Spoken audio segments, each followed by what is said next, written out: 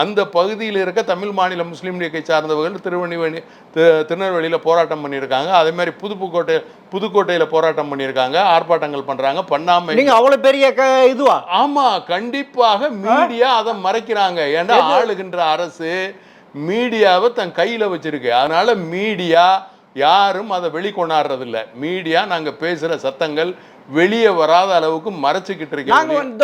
கண்டிப்பா கண்டிப்பா. இப்ப நீங்க இங்க வந்திருக்கீங்க, அங்கே வந்திருக்க மீடியாக்கள் எதுவுமே காட்டலையே. எங்களுடைய ஆர்ப்பாட்டம் போராட்டம் எதையுமே காட்டலையே. திருநெல்வேலியில் தமிழ் மாநில முஸ்லீம் லீக் பெரிய ஆர்ப்பாட்டம் பண்ணியிருக்கு, போராட்டம் பண்ணியிருக்கு, காட்டலையே.